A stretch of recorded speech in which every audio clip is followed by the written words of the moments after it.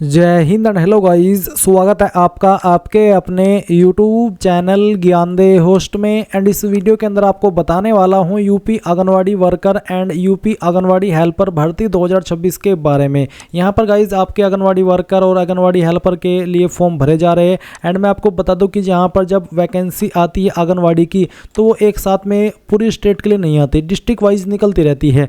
कभी किस डिस्ट्रिक्ट की आती है तो कभी किस डिस्ट्रिक्ट की। अभी यहाँ पर जिन डिस्ट्रिक्ट की वैकेंसी आई हुई है वो आप यहाँ पर देख सकते हैं। आपको ये भी बताया कि कौन सी डिस्ट्रिक्ट के लिए कितनी वैकेंसी और उसके लिए उसकी लास्ट डेट क्या है। एंड अगर आप उसका नोटिफिकेशन रीड करना चाहते हैं तो आप उसके सामने क्लिक करके ऊपर क्लिक करके वो नोटिफिकेशन रीड कर सकते हैं। आपको यहाँ पर हिंदी में पूरा नोटिफिकेशन देखने को मिल जाएगा। इस वीडियो के अंदर आपको अच्छे से बताया जाएगा कि कौन लोग इसमें एलिजिबल है एंड किस तरह से आपको स्टेप बाय स्टेप इस फॉर्म को अप्लाई करना है, जिसमें कि मैं आपको ये भी बता दूं कि अप्लाई करने के लिए कोई एप्लीकेशन फीस भी नहीं है। तो चलिए शुरू करते हैं। गाइज अगर आपने अभी तक वीडियो को लाइक शेयर नहीं किया हो तो जरूर कर देना और चैनल को सब्सक्राइब करके बेल आइकन ऑन कर लेना। इसके बाद जो लिंक मैंने वीडियो को डिस्क्रिप्शन में दिया हुआ है आप जब ओपन करेंगे तो आपको यहाँ पर इसमें इस वैकेंसी के बारे में जानने को मिलेगा। इसमें गाइज मैं आपको बता दूं कि पहले सैलरी 4,080 रुपये से लेकर के 54,600 रुपये 5,460 रुपये होती थी। बट अभी यहाँ पर वैकेंसी में इंक्रीज हुआ था। आंगनवाड़ी वर्कर को अब 8 से 10,000 रुपये मिलते हैं और आंगनवाड़ी हेल्पर को 4 से 6,000 रुपये पर मंथ दिए जाते हैं। एंड इसमें जैसे कि मैंने कहा कि कोई फीस नहीं होती। सिलेक्शन आपका सिर्फ और सिर्फ मेरिट के द्वारा किया जाता है, यानी कि जितने भी कैंडिडेट अप्लाई करते हैं उनको शॉर्टलिस्ट करके फिर उनको उनके डॉक्यूमेंट वेरिफिकेशन के लिए बुलाया जाता है। इसमें यहाँ पर करंटली इन डिस्ट्रिक्ट के लिए वैकेंसी निकली हुई है और किस डिस्ट्रिक्ट की लास्ट डेट क्या है वो भी आप यहाँ पर देख सकते हैं।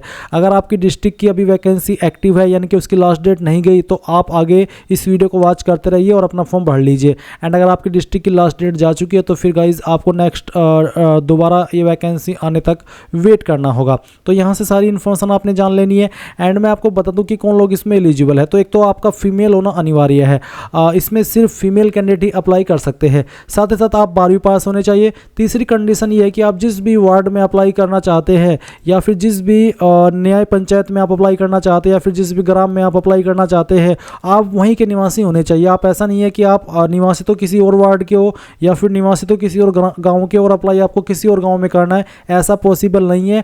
आप अपने ही गांव या फिर अपने ही वार्ड में अप्लाई करेंगे और अपने ही वार्ड में आप अप्लाई कर सकते हैं। तो ये चीज़ आपको समझ में आ गई। एंड अब आपने यहाँ पर इसकी जो कंडीशन है वो जान ली है। तो अगर आप इसमें ये सभी इन्फॉर्मेशन जानने के बाद में एलिजिबल है और आपका इंटरेस्ट है फॉर्म भरने का तो इंपॉर्टेंट लिंक के सेक्शन से apply online registration link open करेंगे।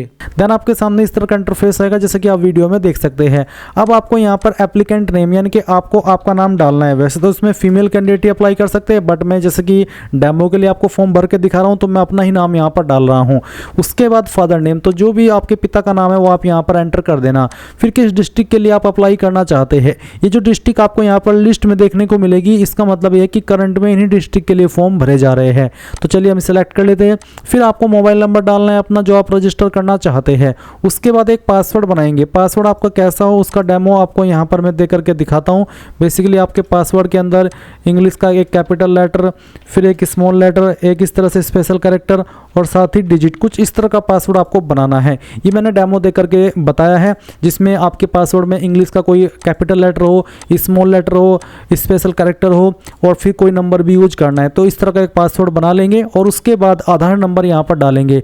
फिर अपनी ईमेल आईडी अगर आपकी नहीं है तो आप इस ऑप्शन को चाहे तो खाली छोड़ सकते हैं। फिर आप ये कैप्चा कोड डालेंगे और उसके बाद इन सभी जानकारी को चेक करते हुए रजिस्टर इसके ऊपर क्लिक करेंगे। इसके बाद गाइज आप देखेंगे कि जो आपका रजिस्ट्रेशन है वो हो जाएगा और उसके बाद आपके सामने यहाँ पर लॉगिन वाला इंटरफेस आएगा जैसा कि आप वीडियो में देख पा रहे हैं। अगर बाई चांस आपके सामने ये वाला इंटरफेस नहीं आता लॉगिन करने वाला तो जो लिंक मैंने आपको वीडियो को डिस्क्रिप्शन में दिया हुआ है आप अगेन ओपन कर लेंगे अगर आपने नहीं किया अभी तक भी। और इसके बाद आपको यहाँ पर इंपॉर्टेंट लिंक के सेक्शन में apply online login link open करना है और आपके सामने वाला इंटरफेस आ जाएगा। अब आप यहाँ पर आपका वो मोबाइल नंबर डालेंगे जो कि आपने रजिस्टर किया है और अपना पासवर्ड डालेंगे जो आपने अपनी मर्जी से बनाया है और उसके बाद एक कैप्चा कोड डाल करके लॉगिन के ऊपर क्लिक करेंगे। अब आपके सामने यहाँ पर इस तरह का इंटरफेस आएगा जैसे कि आप वीडियो में देख पा रहे हैं। यहाँ पर आपको अपनी कुछ और जानकारी देनी है जैसे कि जनपद का नाम तो आप यहाँ पर पहले ही सिलेक्ट कर चुके हैं रजिस्ट्रेशन करते समय ही। अब आपको परियोजना यानी कि जो यहाँ पर आपको ये परियोजना दी गई है इनका मतलब है कि इन्हीं परियोजना के अंदर वैकेंसी निकली हुई है तो इनमें से आपको किस परियोजना के लिए अप्लाई करना है वो आपको यहाँ पर सिलेक्ट कर लेना है। जैसे कि यहाँ पर ये जो डिटेल्स है वो मेंशन की गई है। तो चलिए हम यहाँ पर इसको सिलेक्ट कर लेते हैं। ये सिलेक्ट करने के बाद में यहाँ पर उसके बाद में आपको सिलेक्ट कर लेना है कि आप किसके लिए अप्लाई कर रहे हैं, शहरी या फिर ग्रामीण। जिसके लिए भी कर रहे हैं वो ये आपको सिलेक्ट कर लेना है। उसके बाद आप देखेंगे ग्राम पंचायत या फिर वार्ड का नाम, तो इसमें जो भी आपकी ग्राम पंचायत है या फिर जो आपका वार्ड है वो आपको सिलेक्ट कर लेना है। मैं आपको एक चीज़ और बता दूं, जब आप यहाँ पर परियोजना सेलेक्ट कर रहे हो तो इसमें अगर आपका जो एरिया है या फिर जो आपकी परियोजना वो नहीं आ रही तो इसका मतलब है कि आपकी परियोजना के लिए वैकेंसी नहीं है, तो आपको उसमें परेशान नहीं होना है। एंड अगर आप रामपुर मणिहरण परियोजना से है तो आप यहाँ पर वो भी सिलेक्ट कर सकते हैं। उसके बाद में आपको एरिया इसी तरह से बता देना है कि शहरी या फिर ग्रामीण है, और फिर यहाँ पर ग्राम पंचायत का जो वार्ड है वो भी आपको सेलेक्ट कर लेना है। मैं यहाँ पर चलिए अपना सेलेक्ट कर लेता हूँ। उसके बाद आपको यहाँ पर न्याय पंचायत का नाम देना है, यानी कि आपकी न्याय पंचायत कौन सी है। उसके बाद में चलिए मैं यहाँ पर अपनी न्याय पंचायत ही डाल देता हूँ, बेसिकली मेरी साउथखेड़ी है।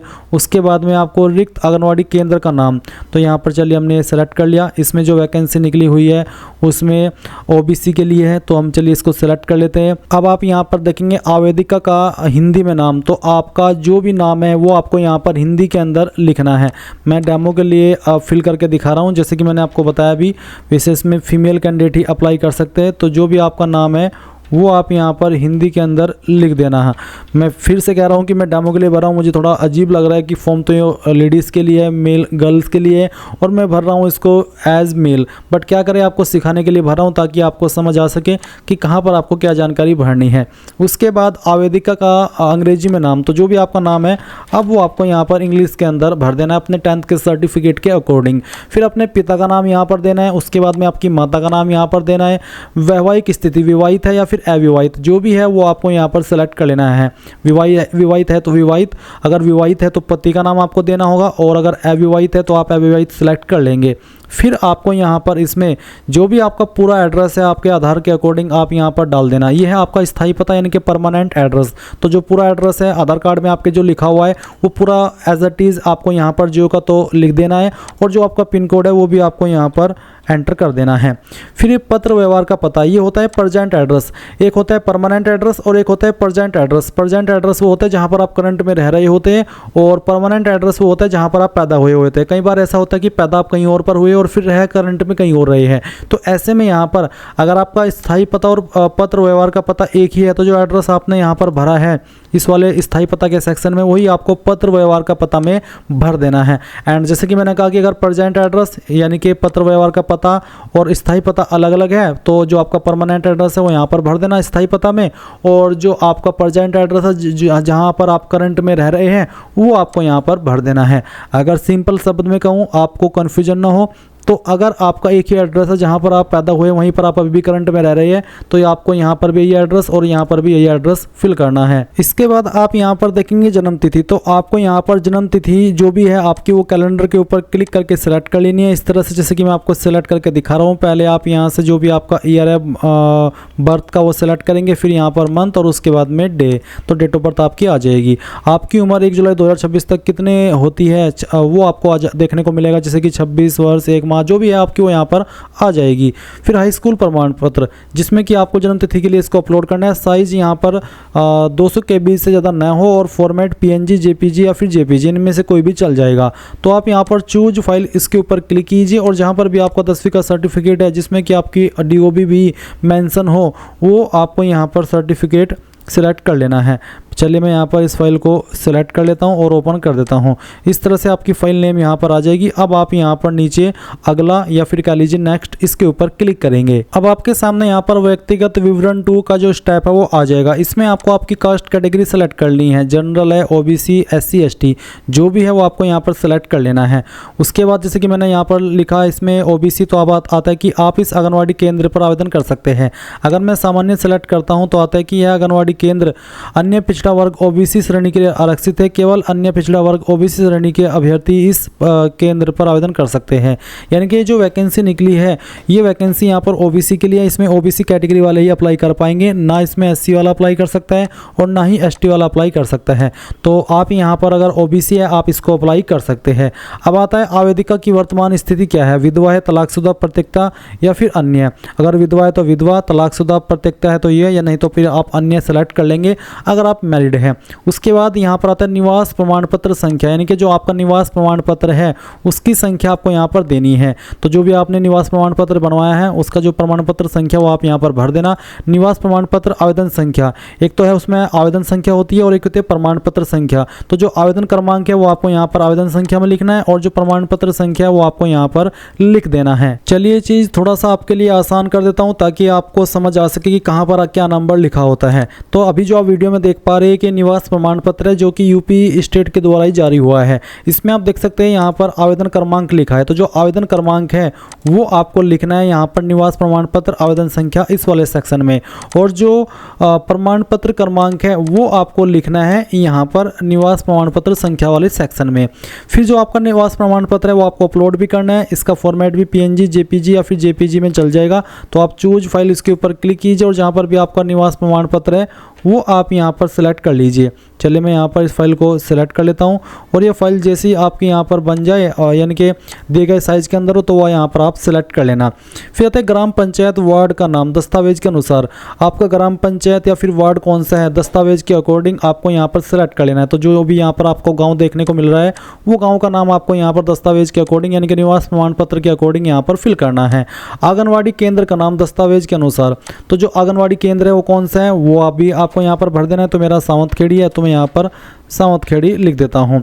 उसके बाद आता है जाति प्रमाण पत्र संख्या। अब आपको कास्ट सर्टिफिकेट की इन्फॉर्मेशन भी देनी है। तो सेम तरीके से आप जाति प्रमाण पत्र की संख्या देंगे, जाति प्रमाण पत्र आवेदन संख्या देंगे। वैसे ही ऑप्शन यहाँ पर फिल करना अनिवार्य नहीं है क्योंकि इसके सामने स्टार का आइकन नहीं है। जिस ऑप्शन के सामने जो स्टार है रेड में, इसका मतलब है कि वो इन्फॉर्मेशन देना अनिवार्य है। तो अगर आपका जाति प्रमाण पत्र है तो जाति प्रमाण पत्र संख्या, जाति प्रमाण पत्र आवेदन संख्या, जाति प्रमाण पत्र की फाइल अपलोड कर देंगे और जाति कौन सी है दस्तावेज के अकॉर्डिंग वो लिखेंगे। और फिर आय प्रमाण पत्र अगर आपका बना हुआ है तो उसकी संख्या भी आप देंगे, उसकी आवेदन संख्या देंगे, साथ ही आय प्रमाण पत्र, साथ ही आपकी दस्तावेज के अनुसार वार्षिक आय कितनी है वो लिखेंगे। जारी करने की तारीख कौन सी है दस्तावेज वो डेट आपको सेलेक्ट कर लेनी है। ये डेट भी आपको सर्टिफिकेट के ऊपर जारी दिनांक के सामने देखने को मिल जाती है। अब आपसे पूछे कि क्या आप BPL श्रेणी में हैं, अगर हाँ तो हाँ, अगर नहीं तो आप यहाँ पर नहीं करेंगे। उसके बाद अगला इसके ऊपर आप क्लिक कर देंगे। अब आपके सामने यहाँ पर शैक्षिक योग्यता का सेक्शन आ चुका है। इसमें आपको आपकी क्वालिफिकेशन की जानकारी देनी है। तो इसमें अप्लाई करने के लिए आपका 12वीं पास होना जरूरी है। तो अब आपको यहाँ पर इंटरमीडिएट के सेक्शन में बताना है कि आपने किस विद्यालय से आपकी जो 12वीं है वो की है। तो आपको उसका नाम यहाँ पर पूरा एंटर करना होगा इस तरह से, जैसे कि मैं आपको यहाँ पर एंटर करके दिखा रहा हूँ। तो ये पूरा नाम आप यहाँ पर डाल देंगे। फिर आपको बताना कि कौन से बोर्ड से आपने आपकी 12वीं की है, किस साल के अंदर आपने पास किया वो साल आप यहाँ पर लिख देंगे। टोटल नंबर आपके क्या थे वो यहाँ पर डालेंगे और उसमें से कितने नंबर आपको आए थे वो आप यहाँ पर फिल कर देंगे इस तरह से, जैसे कि मैं आपको डाल करके दिखा रहा हूँ। फिर आपको यहाँ पर जो आपकी 12वीं का सर्टिफिकेट है वो अपलोड करना है। इसमें यहाँ पर आप क्या करेंगे तो जो आपकी मार्कशीट है वो अपलोड कर देना। पहले आपको मार्कशीट अपलोड करनी होगी। अगर आपका मार्कशीट और सर्टिफिकेट एक ही है तो दोनों में आपको सेम फाइल ही अपलोड कर देनी है। एंड अगर आपका मार्कशीट और सर्टिफिकेट अलग अलग है तो पहले मार्कशीट और फिर उसके बाद में प्रमाण पत्र यानी कि सर्टिफिकेट अपलोड करना है। अब आता है स्नातक, यानी कि अगर आपने ग्रेजुएशन भी किया है तो आप यहाँ पर ग्रेजुएशन की जानकारी भी भर सकते हैं स्नातक वाले सेक्शन में, जिसमें कि आपको बताना होगा कि कौन सी यूनिवर्सिटी से आपने आपकी क्वालिफिकेशन कंप्लीट की है या फिर इंस्टीट्यूट का नाम जहाँ से आपने पास की है, उसके बाद में बोर्ड का नाम। अगर आपने किसी इंस्टीट्यूट से किया है तो यहाँ पर जैसे कि चलिए मैं आपको ये फिल करके मान लीजिए मेरा जो स्कूल था जहाँ पर मैं पढ़ा हूँ वो था JV जैन डिग्री कॉलेज। तो मैं यहाँ पर लिख दूंगा ये वाला ऑप्शन जो यहाँ पर मैंने लिख करके बताया। और फिर वो एफिलेटेड था CCS यूनिवर्सिटी से, तो यहाँ पर मैं इसमें CCSU मेरठ लिख दूंगा। तो आपको भी इसी प्रकार से जानकारी भरनी है।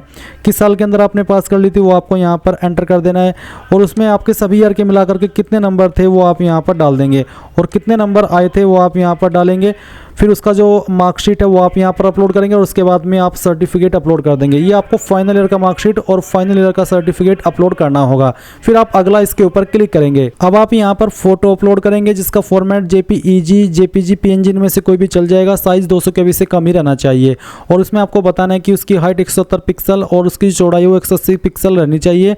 ये बेस्ट साइज है। तो आप चूज फाइल इसके ऊपर क्लिक करेंगे और जहाँ पर भी आपकी फ़ोटो फाइल है वो आपको यहाँ पर सेलेक्ट करनी है, ओपन करना है। आपका फ़ोटो इस तरह से आ जाएगा। फिर यहाँ पर जो भी आपका सिग्नेचर है वो आपको सिग्नेचर की फाइल यहाँ पर सेलेक्ट कर लेनी है और इसको ओपन कर देना है। आपका सिग्नेचर यहाँ पर इस तरह से आ जाएगा। अब आप अगला इसके ऊपर क्लिक करेंगे। अब आपने जो भी जानकारी भरी है वो आपके सामने आएगी, उसके पहले आप यहाँ पर इसके ऊपर टिक कर दीजिए और फिर अगला इसके ऊपर क्लिक कीजिए। एंड गाइज आप देखेंगे कि आपका फॉर्म भरा जा चुका है। आप देख सकते हैं आपके सामने फॉर्म का प्रिंट आ चुका है।